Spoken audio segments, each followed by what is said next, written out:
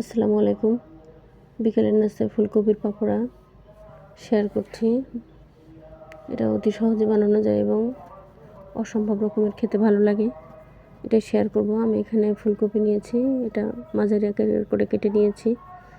নিয়ে এখানে আমি সিদ্ধ বসিয়ে দিয়েছি। এখানে আমি স্বাদমতো লবণ দিব। লবণ দিয়ে হালকা সিদ্ধ করে নিব। আমার সিদ্ধ করে নেওয়া হয়ে গেছে।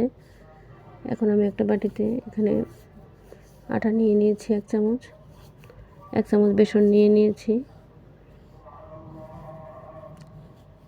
আমি এখানে স্বাদমতো লবণ দিচ্ছি। এখানে মরিচের গুঁড়ো দিয়ে দিলাম অল্প করে হলুদের গুঁড়ো দিয়ে দিচ্ছি।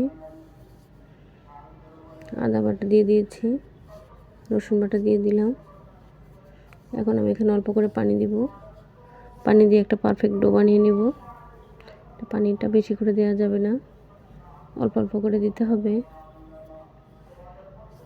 এটা বিকেলের নাস্তা সহজে বানানো যায়, খেতে অসম্ভব লাগে, ভালো লাগে। এটা গরম গরম আপনারা চায়ের সঙ্গে খেতে পারেন, বাচ্চারাও পছন্দ করে। আমার ডোটা এভাবে নিয়েছি আমি। এখন এখানে ডিম দিয়ে দিব।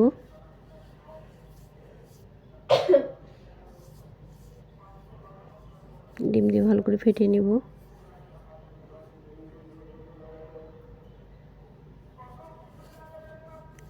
ধনেপাতা দিয়ে দিচ্ছি।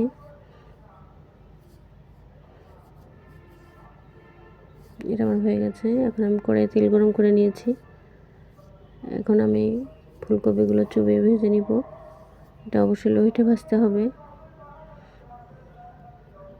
আপনারা অবশ্যই এটা এভাবে বিকেলের নাস্তায় আপনারা খেয়ে দেখতে পারেন, অসম্ভব রকমের ভালো লাগে। বাচ্চারাও পছন্দ করবে। ভালো লাগলে শেয়ার করবেন, কমেন্টে জানিয়ে দেবেন। আসসালামু আলাইকুম।